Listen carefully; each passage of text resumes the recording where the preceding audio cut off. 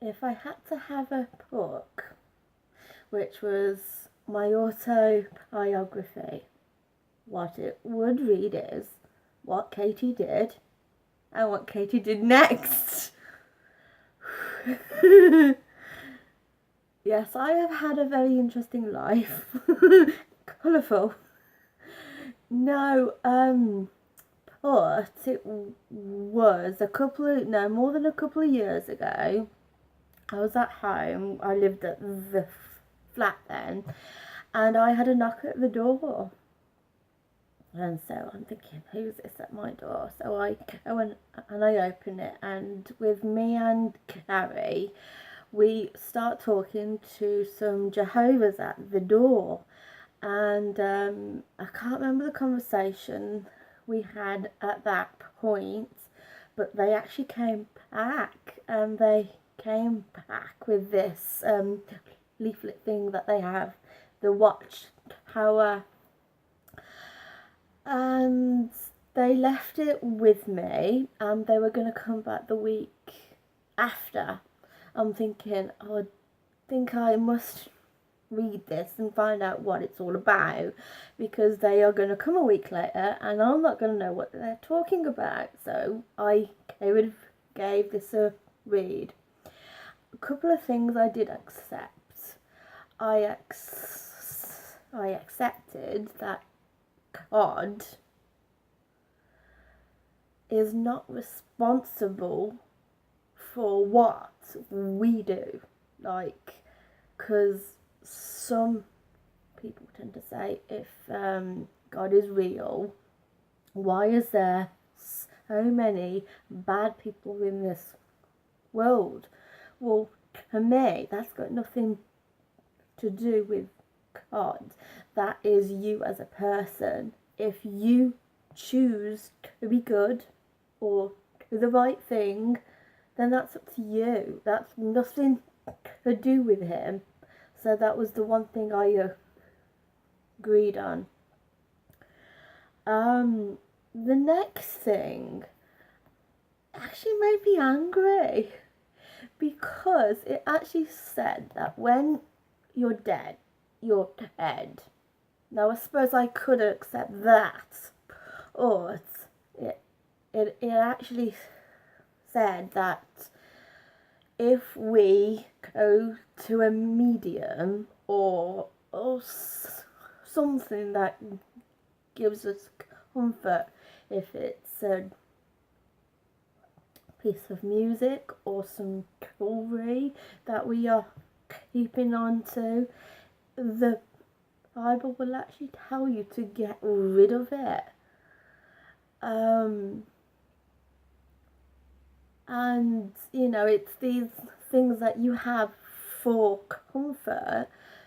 They will say, well, they've passed on, and your comfort is that you will get to see them in the new system, in the new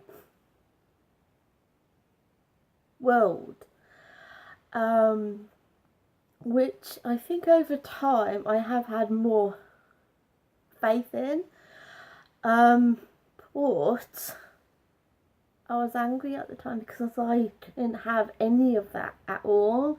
And I'm thinking, well, how dare you? How dare you come to my house and say this? And so the day that they come, you know, I'm thinking, right, I'm going to say this. I'm going to get all worked up and I'm going to say that I'm unhappy. I opened the door, could not do it. And they asked if I'd read The Watchtower, and I said yes. It made me angry, and they were shocked. They were like, why? But I think after a time, after getting to know what Jehovas are all about, because what was going through my head was, when I was younger and at school, I'd research into lots of different people's religions, like Hinduism and things like that. I thought this would be a good project thing for me to take on, or for me to understand and to know what Jehovah's are all about. And I think after a time I actually thought, this is nice that they have so much faith in the man upstairs. And I think for some people it's hard because they want to see like an actual person. They want to see a person that can do all these things, basically, which is what I've looked into for a long time, and this is what I've understood. It all began when Adam ate the apple, apparently, and now me, you, and everyone else is flawed with sin. And at the moment, Satan, the devil in this world, is winning. Each time we actually do a wrong thing, or we lie, or we cheat, or we do something, he is winning. He's controlling everybody. But if you think of actually doing something good, if you think of doing the right thing for you, and in turn people actually respect you, because if you're mean all your life, no one really likes you, and you end up quite lonely, which was what Taylor Swift sung about. But if you do as unto others that you would do to yourself, that is something to stand for and to actually embrace, because it's so much nicer to actually accept people, these Jehovah's, into your home, give them a tea or a coffee, and find out what they're all about first before you make a decision that no, you don't like them, no, you don't believe in God. Find out first. That is the biggest thing that I'd like to urge people to do. If a Jehovah Witness is at your door, don't close the door on them and say, no, I'm not interested, because you don't know anything. Talk to them, ask them questions, because it's something that not a lot of us understand, and we don't know what they're all about, because some people have just been taught to hate Jehovah's. And what I'd like to encourage people to do is to have an open mind and let them in, let them talk, and then form your own opinions. Because if you shut people out, you're not gonna understand nothing.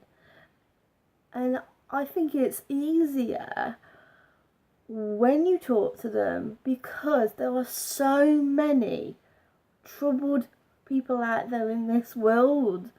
Like, there are so many angry teenagers, or people who turn to drugs or alcoholism. If these Jehovah's can actually get these people on the right track, then I think that's amazing. If, you know, because not only that, but the Bible impacts a lot of common sense too. Honour your father and mother. Go by the 10 commandments. You know, this is the sort of thing I think you'd want your kids to understand. You know, because they actually help you a lot more than people understand. And at the same time, they're learning about something else they wish to be converted over. Are they not? Give people a chance to find out what they're all about. Because I remember, it was years ago now, this was when I was younger and I was living at home, was that, what was it, I was up the stairs and the doorbell had gone and no one was answering this door. So I'm like, oh my God, what the hell are my parents doing? So I come down the stairs and I put the lights on because the room had just gone dark. And then they said, oh, well, you know, we can't hide. You answer it. You answer the front door. So I'm like, fine, I'll answer it. Because this is ridiculous. Turning the lights off, not answering the door. Anyway, I answered the door, spoke to that Jehovah at that moment in time, and that was that. But I just thought that was ridiculous.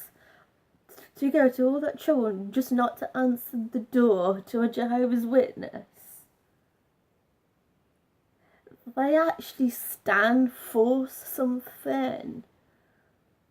And I just think if you can not lump people all the same and get to know a couple of them first and make your own decision in your own time.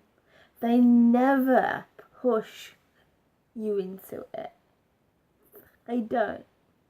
Because you always have the choice. You always have the choice of what you want to do. And what you do, it impacts how things turn out for you.